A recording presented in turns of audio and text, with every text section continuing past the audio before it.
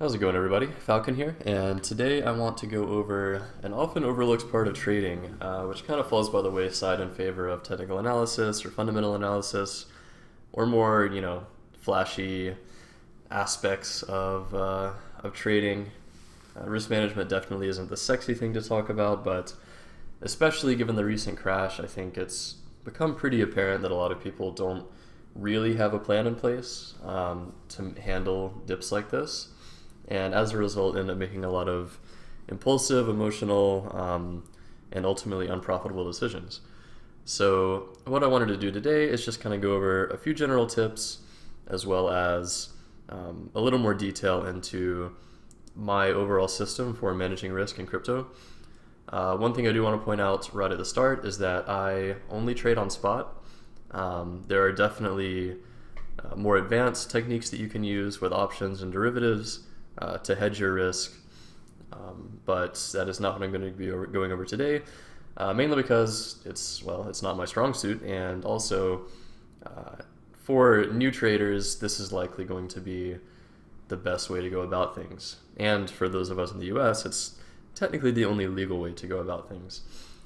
So let's go ahead and get started. The first thing I want to cover are just some very general tips regarding ways to manage your portfolio in a way that will reduce the emotions that come with a volatile market like cryptocurrency. Emotions are honestly the main thing that you're fighting when playing these markets. It's not really the other traders. Well, I mean, it is in a sense, but most other traders are not handling their emotions properly, and it's, for good reason. It's very, very difficult, and I am certainly not here to claim that I do this perfectly and I'm some emotionless robot that can just perfectly trade all the time, because that is very far from the truth. But I do have a plan, and I do try to stick to it as best as I can. And the first thing I want to go over, again, just some basic tips. One would be just splitting up your portfolio in a way that kind of covers all your bases, no matter what decision you make. So the way I do this is I split my portfolio into an active trading account and a more hands-off trading account. So in my active trading account, I'm looking for signs of tops to sell, I'm taking profits, I'm buying dips, I'm trading. I'm trading the market. The hands-off approach, I'll do some active trading, but the only asset in those accounts is going to be some type of cryptocurrency. So I might be going in and out of Bitcoin, in and out of Ethereum. If you have ultra strong conviction on some coin and you want that to kind of be your base currency, go for it.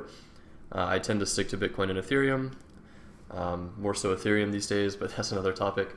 So all of that account, the base is in crypto, and I'll move in and out of other speculative alt positions that I'm looking for more mid to long term swings on. But the 100% of that account stays in crypto at all times. The active trading account, however, is going in and out of dollars, US dollars, or whatever your base currency may be in your home country.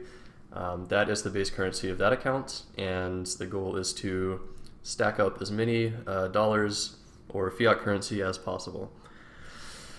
So the benefits of doing things this way, one is that you, like I said, have your bases covered in the event that you make a mistake, or not even make a mistake, in the event that the market just does things you don't expect to happen, which actually happens all the time. We're not able to predict the future here. So I guess one example would be, say you're trading Ethereum and you're like, wow, this is getting so overbought. Look at this. It's doing like straight up in one daily candle. I'm selling here. I think that this is a good place to sell and take profits. And then lo and behold, it keeps rising. The last thing you want to do as a trader is get this FOMO, fear of missing out emotion, after you close a trade, and then buy back in near the top and then, cry when it inevitably dips.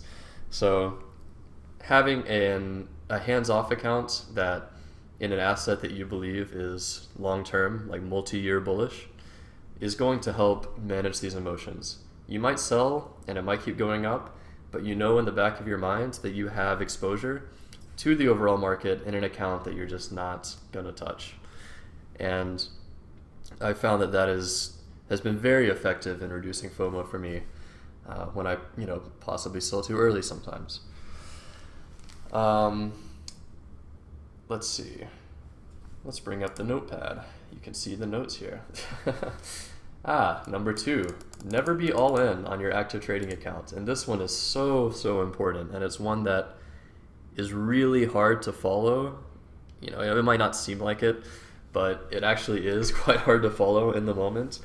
Like, you will have times where the charts just look unbelievably good, and you just have every bone in your body is saying, I need to be all in. These coins are going to the moon. Everything is skyrocketing. This is my time to make it. And more often than not, unfortunately, that is usually the time you need to be the most cautious. But one way you can avoid these emotions resulting in some negative outcomes is to always have a certain percentage of your trading portfolio in fiat currency. So for me, I try to keep 25% at least. That's like my bare minimum of cash available in my account. So even when I am just a full-on raging bull, everything in the market looks amazing, I'm not going below 25% cash, because on a dime, China can ban Bitcoin and Elon Musk can tweet random shit, and things can start going sideways quicker than you might think. And what'll happen is you're going to get caught not having any money to buy a dip, and that is going to be very mentally taxing, because you are going to watch your portfolio tank. You are not going to have any control over what happens. Even if you only have 25% cash to buy a dip with, it helps you feel like you have something you can do to kind of take advantage of the situation, rather than just seeing everything red and going to zero. This I found is a very critical part of managing emotions and managing risk. So the last kind of point I want to bring up is that these things, you might kind of think, well, assuming you're a good trader, assuming you have an edge in the market, wouldn't you want all of your funds to be traded all of the time? And my answer to that is that theoretically, if you were a trader with an edge over the market and you could trade perfectly at all times, then yes, you would want 100% of your assets under your control, actively traded at all times. But what happens in reality is that we make mistakes, we get emotional, the market throws us for a loop, and what can happen is that one big mistake can often overcome a lot of little good things that you do that might give you an edge. So you might be trading at an edge for months and months and months, but say you go all in at the top here and you don't sell this bounce and you hold down here, and maybe you get emotional and sell down here. This happens. This is not something that's exclusive to brand new retail traders or dog coin holders. This can and will happen to everybody. So the more you can do to kind of minimize the risk of you making a big mistake, it's in the end going to become more profitable, because you are going to make these mistakes, and the less money you have at stake when this happens, and the less likely it is that you make these mistakes due to emotional trading, the better.